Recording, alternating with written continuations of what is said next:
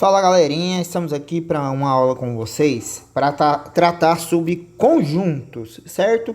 Nós temos aqui no nosso mapa mental a introdução do que nós vamos trabalhar: conceitos iniciais, subconjuntos, operações entre conjuntos.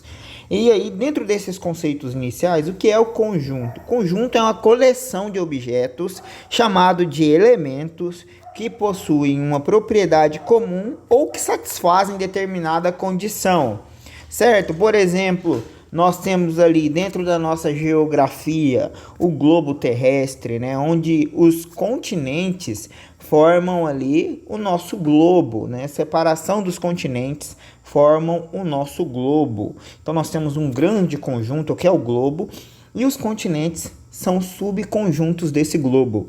Por exemplo, na biologia, né, nós temos ali a taxonomia. O que é a taxonomia, né? É uma classificação ali na biologia onde nós temos os grupos, né? Grupos de seres vivos, né? Onde os cientistas usam critérios de semelhança, por exemplo, utilizando esses grupos que estudam uma classificação dos seres vivos. E aí nós temos períodos na história que, né, juntando tudo dá o nosso contexto histórico, né? Ou um exemplo mais próximo de vocês, a escola de vocês é um grande conjunto onde cada grupo, cada turma são subconjuntos, né? Por exemplo, ali a primeira série é um subconjunto dos alunos da escola, né? Do grupo da escola que você faça parte. E aí nós temos várias classificações, várias formas de representar. Aqui mesmo eu tenho uma ideia de letras, por exemplo, letras maiúsculas, aqui letras maiúsculas e letrinhas minúsculas, certo? Colocando aqui uma reguinha. E letras minúsculas, né? Nós podemos ter conjuntos de várias formas, né? Se representar conjuntos de várias formas. Mas a ideia inicial é essa daí, como vocês estão vendo. O que acontece com os conjuntos? Os conjuntos, eles podem ter aqui, uma ideia também simbólica, certo? Nós temos aqui o famoso pertence, né? Condição de pertinência, pertence, não pertence, para todo, né? E qualquer, para todo. Nós temos aqui também, conjunto vazio, né? União, intersecção de conjuntos, está contido, não está contido, e o contém. Nós temos aí uma classificaçãozinha, nós vamos tratar um pouco sobre elas, né? Primeiro, né, para vocês aí, nós temos aqui alguns exemplos de forma escritas que vai trabalhar essa ideia aí. Nós podemos representar o conjunto A formado pelas vogais do nosso alfabeto da seguinte forma, né? Nós temos aí os elementos do conjunto A que estão entre chaves separados por vírgula, né? Onde nós temos aí uma igualdade, né? Aqui, como vocês podem ver, o nome do nosso conjunto A, separados pela igualdade, e entre chaves nós temos os elementos do nosso conjunto das vogais. Então, e nós temos uma forma de representar, né, que é essa formazinha aqui, né, x tal que, né, tá aqui, símbolo significa tal que, x tal que x é vogal do nosso alfabeto, certo? Então nós temos aí quem é vogal, quem pode ser esse x. Nosso x pode ser A, E, I ou U. Qual a outra forma de representar? O diagrama. Nós temos aqui um diagrama de Venn, né? Quem é, só a título de curiosidade, tem aqui uma imagenzinha do John Venn, que foi o cara que desenvolveu esse diagrama, e aí o diagrama recebe o nome dele. Para indicar um elemento faz parte de determinado conjunto, usamos o símbolo pertence. Para indicar que ele não faça parte, usamos o símbolo de não pertence, né? Por exemplo, Tomando ali, ó, o nosso conjunto A das vogais A, E, I, O, I pertence a A, né? E D não pertence a A, certo? O I pertence ao nosso conjuntinho A aqui, ó. Olha o nosso I, é o conjunto das vogais. Agora a nossa consoante D não está aqui dentro, logo não pertence, certo, pessoal? Um exemplo para vocês aqui, ó, para a gente entender melhor como é que funciona, né? Essa pertinência tá aqui, ó. Dado o conjunto B, certo? 1, menos 1, 2 e menos 2. Responda se as proposições, as sentenças abaixo, são verdadeiras ou falsas. 1 pertence a B? Logo, o 1 está aqui. Pertence. Verdadeiro. O conjunto 1 pertence a B? Nós temos esse símbolo aqui dentro, entre chaves. Não. Falso. Por quê? Porque 1, a gente fala que ele é o quê? Um subconjunto. Subconjunto. E subconjunto, pessoal, a gente não pode representar por pertence ou não pertence. A gente vai tratar desse assunto daqui a pouquinho. O subconjunto não pode ser representado chamado pertence e não pertence, tá? Então, ele é falso por isso, porque ele está entre chaves. Esse subconjunto 2 aqui está falando o seguinte, que ele não pertence a B.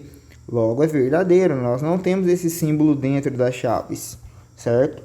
Então, ó, 2 pertence a B? Verdadeiro.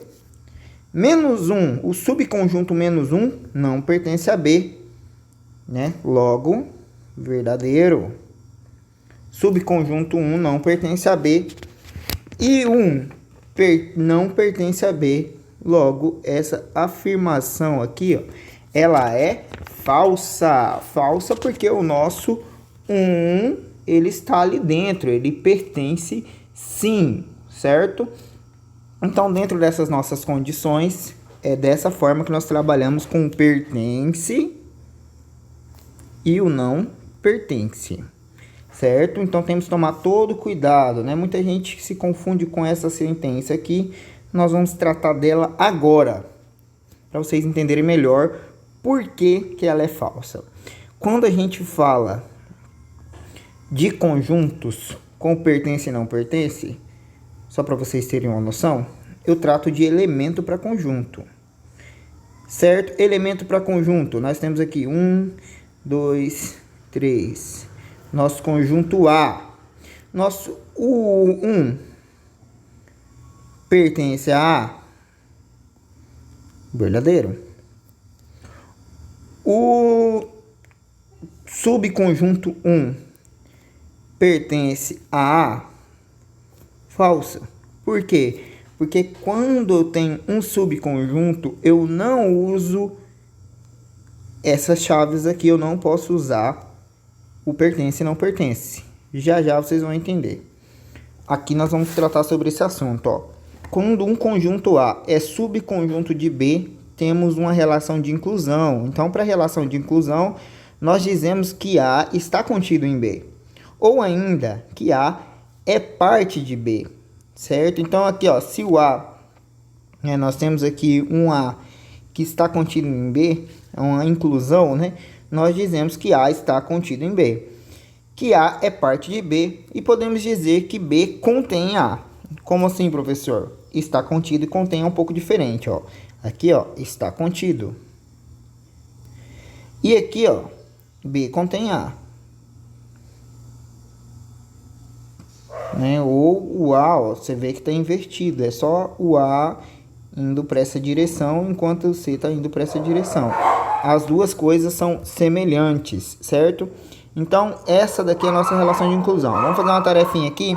De repente, a gente precisa... Os cachorros estão atacados hoje, né? Ó, de repente, a gente precisa estabelecer algum valor numérico. Nosso conjunto B, ele é um conjunto grande.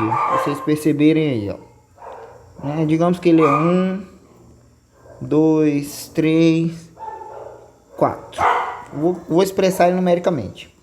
Se eu falar para vocês aqui, ó, que o meu conjunto A, todos os elementos estão dentro de B. Como vocês podem ver aqui, ó. Todos os elementos de A estão dentro do meu conjunto B. Então, eu posso falar que o meu A pode ser aí 3 e 4.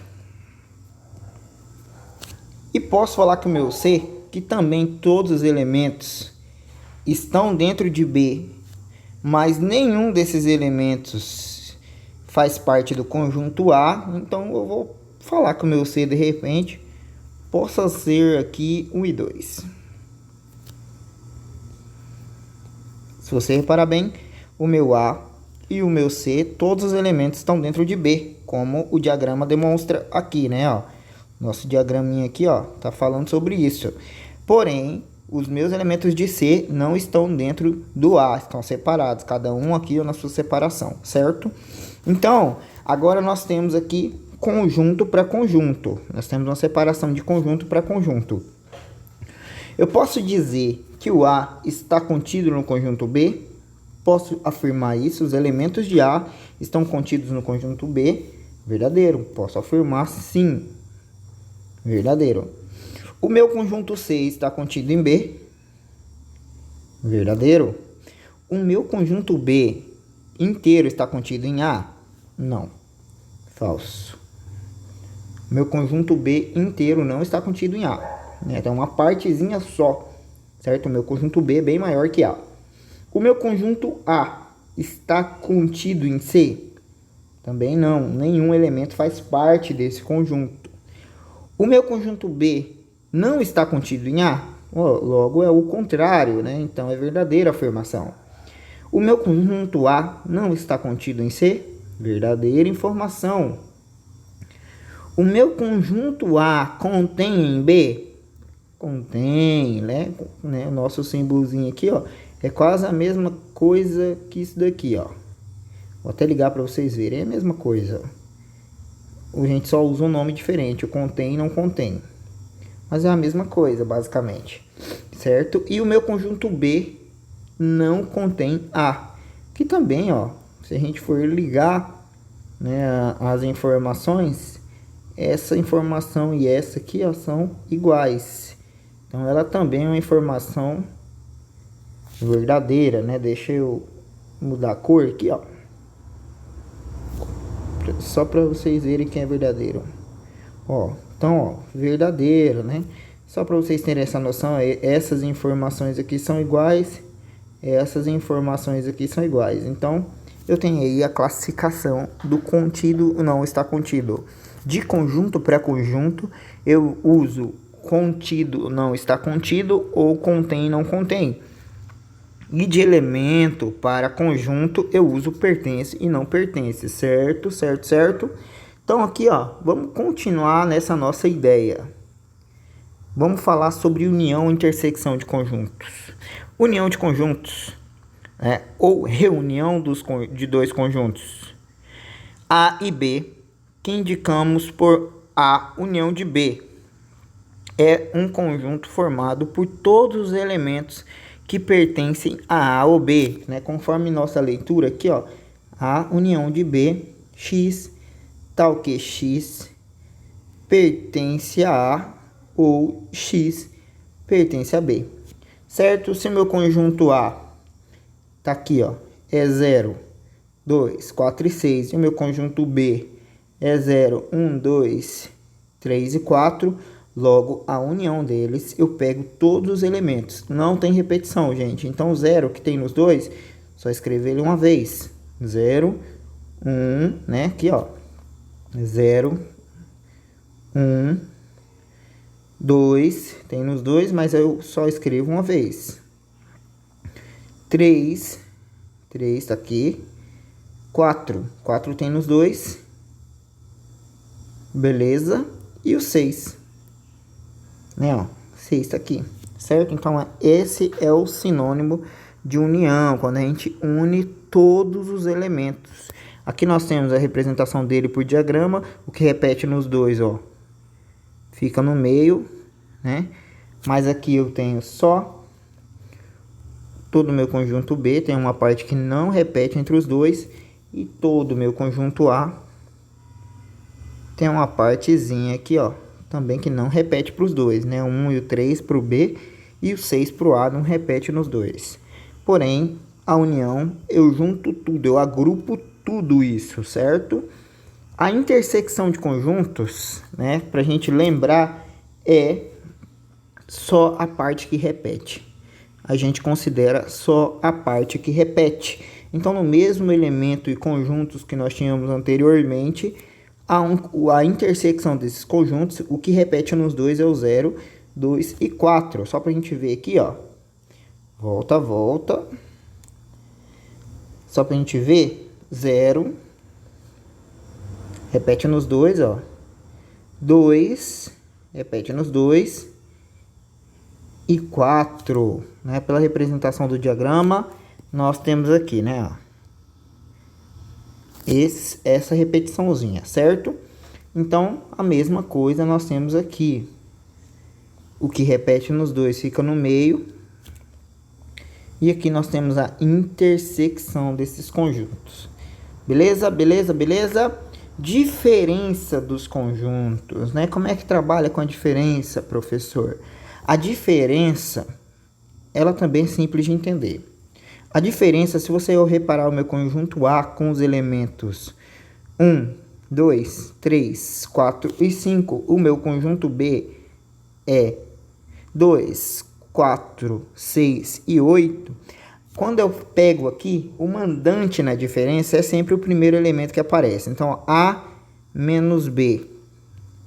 Nós vamos reparar quem é que tem em A que não tem em B. Quem é que tem em A que não tem em B? O 1 tem em A, tem em B? Não. Então, o 1 entra. O 2 tem em A e tem em B. O 2 não entra. Né, ó. O 3 tem no A, mas não tem no B. Então, o 3 entra na minha contagem aqui, ó. O 4 tem no A, tem no B. Então, 4 não deve entrar, certo? É só o que tem no A e não tem no B. O 5 tem no A e o 5 tem no B? Não. Então, ó, 1, 3 e 5. Essa é a minha diferença, né? Diferença. Poderia ser B, né? Vamos fazer aqui um exemplo. Vou apagar isso aqui.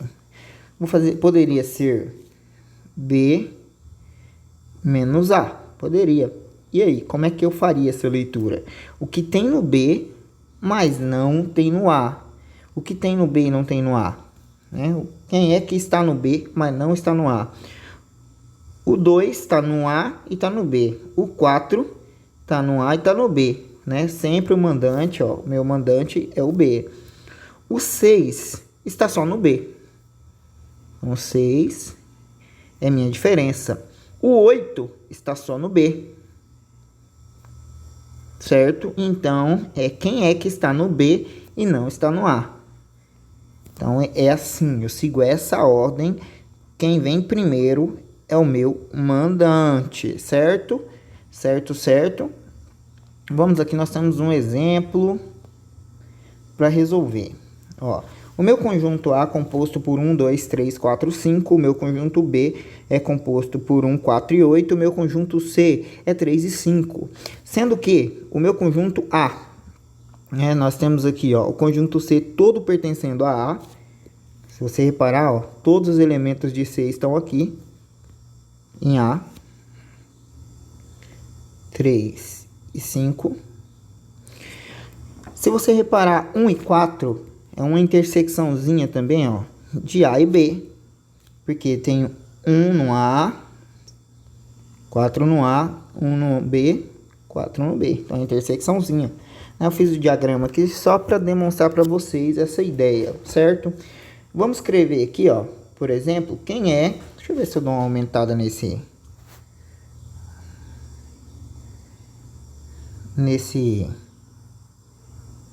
atividade. Opa.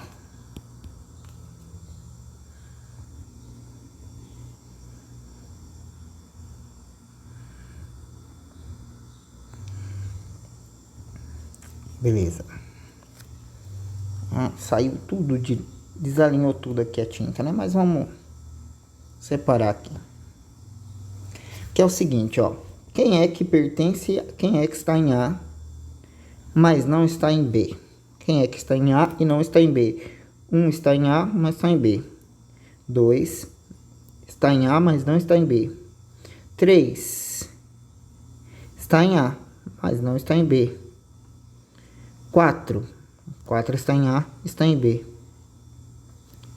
8, né? O 5 está em A, mas não está em B, certo? Então, aqui nós temos os elementos, a gente vai riscando aqui, ó. Vamos pegar o conjunto A, o que tem em A e não tem em C. 1 está em A e não está em C. Deixa eu fazer essa chave mais bonita. 1 está em A, mas não está em C. 2 está em A, mas não está em C. 3 está em A, está em C. 4 só está em A, mas não está em C. 5 está nos dois, certo? Então 5 não faz parte desse grupo, certo? Tempinho para vocês aí, ó. Qualquer coisa, pause a tela e tente fazer você mesmo, certo? Antes de eu fazer aqui, use como correção. Quem está em B, mas não está em A? Quem está em B, mas não está em A? A gente já fez o contrário, né? Se está em A e não está em B, o restante é o que está em B e não está em A. O 8 não tem no conjunto A. O 4 e 1 tem, certo? E o que está em B, mas não está em C? Todos os elementos, né? Todos os elementos que tem em B aqui, ó, não tem no C.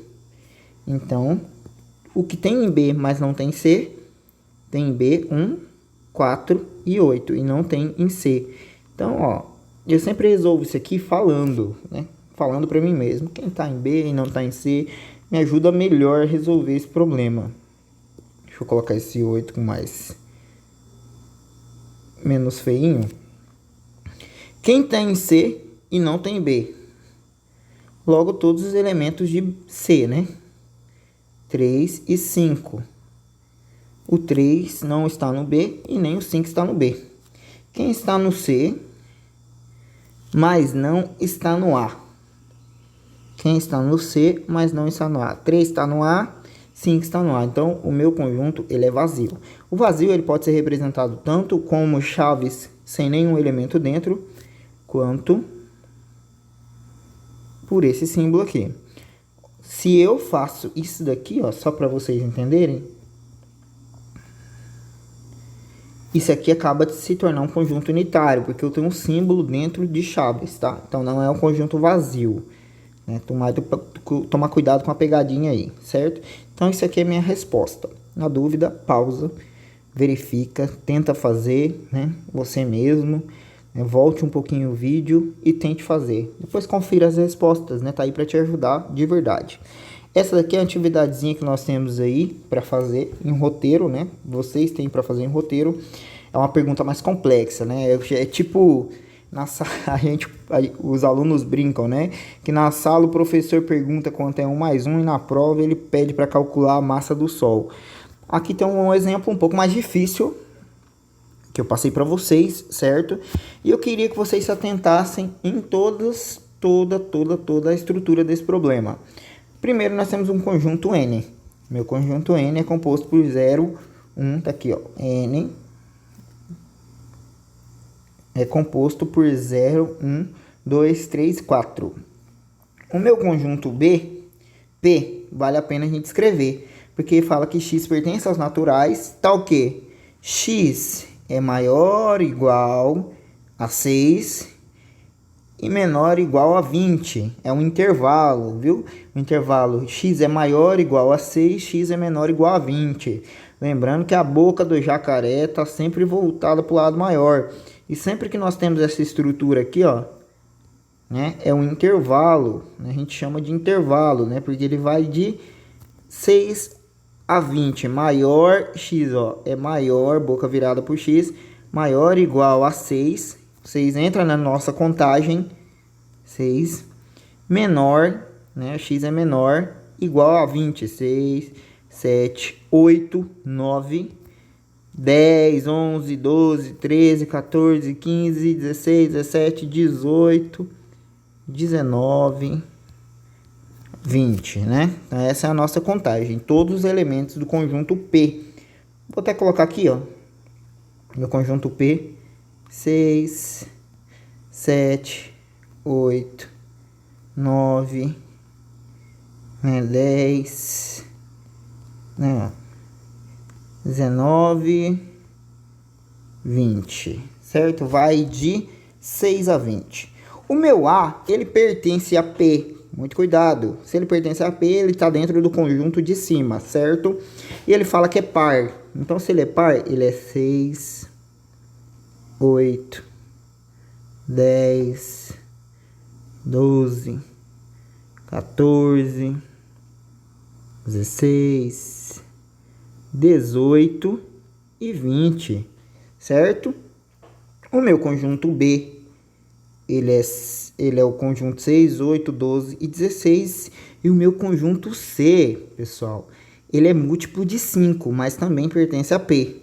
Quem é múltiplo de 5 que pertence a P? Vamos pensar que é múltiplo de 5, é a tabuada do 5, né? 5, 10, então tem aqui, ó, 10, 15, né, que tá dentro da reticências aqui, e 20. Então é só 10, 15 e 20, certo? Então vamos lá. Agora a pergunta é: conjunto B menos A. Quem é B menos A? Meu conjunto B é 6, 8, 12 e 16. Então vamos fazer primeiro B menos A. Vamos fazer entre chaves aqui. O que tem um B que não tem no A? O que tem em B que não tem no A? Lembrando que o meu A são todos os pares, né? Então, ó, logo já começa a atrapalhar. O que tem no B? 6, 8, 12 e 16. Que não tem no A nenhum elemento. 6, 8, 12 e 16 é todos pares, né? Então, conjunto vazio, intersecção com o conjunto C, o que repete, a única coisa que repete entre os dois é o próprio conjunto vazio, né? Não tem elementos no conjunto B menos A, logo é um conjunto vazio, certo? A minha segunda questão aqui, questão 4, né, do roteiro que eu tenho de atividade para vocês, ela faz o seguinte: considere a união de B. Vamos fazer isso aqui. Ó, nós temos A e B, né? Então vamos fazer isso aqui em diagrama. Diagrama de A. Diagrama de B. Então, diagrama de A e B. A união de A e B é 1, 2, 3, 4, 5, 6, 7 e 8. A intersecção, não dá para fazer nada, né, com essa informação de união aqui, porque a gente sabe que é o conjunto A e B todo. A intersecção é 4 e 5. Ou seja, o que repete aqui entre os dois, ó, é 4 e 5. Intersecção é o que repete nos dois. Essa partezinha aqui, ó. 4 e 5. O A menos B, o que tem em A que não tem em B, é 1, só tem no A, tá, ó. 2 e 3. O que tem no A e não tem no B é 1, 2 e 3. Agora, ele pergunta, determina o conjunto B. Ué, se eu tenho aqui a união de A e B, eu já tenho 1, 2, 3, 4 e 5. O que me sobra, o resto, é B. 6, 7 e 8. Certo? Então, isso daí, ó, é o que sobra no meu conjunto B. Espero ter ajudado vocês com essa aulinha de conjuntos aí, ó, que a gente desenvolveu hoje, certo? Trabalhando questão por questão.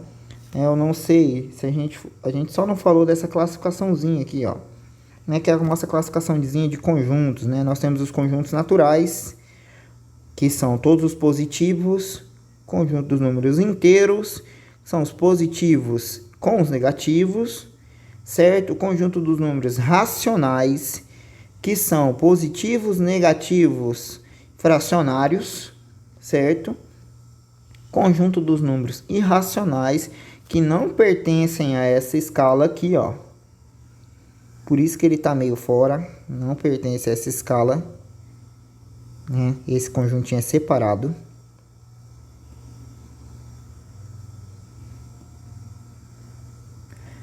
A gente chama eles de racionais. Racionais, então, é tudo isso, né? Fracionários positivos e negativos. Números irracionais, que são os números que têm raiz de 2, π, raiz de 7, são chamados de dízima não periódica. Porque dízima periódica, aquele que repete o período, lá, né? 2, 3... né, 2,3333, né? Pode ser representado tanto assim com reticências, que significa que é uma dízima, ou com um tracinho em cima do 6, do 3. A gente pode representar das duas formas, isso aqui é racional. Certo? Racional. Então, ó, o irracional é raiz de 2, π, é número que não é periódico, né? Nós temos aí raiz de 2, o π que é 3,14, né, 16, e aí então é um número grande, é infinito, mas não tem período de repetição, né? Aqui, ó, o período é 3, aqui não tem período de repetição. Então, isso aqui é irracional, né? Quando não tem período de repetição, é irracional. Tá até a raiz de 2 aqui para demonstrar. Só que tudo isso aqui é chamado de reais. Só para relembrar aí, reais. Certo? Todos os números são chamados de conjuntos reais. Só tem um conjuntinho que lá na terceira série a gente vai trabalhar, que é chamado de conjunto dos complexos, mas isso fica para uma próxima aula. Agradeço vocês terem tido paciência e ficado até o finalzinho do vídeo. Espero que tenha ajudado nas dúvidas de vocês aí nessa quarentena, né? Certo? Boa quarentena a todos e até a volta.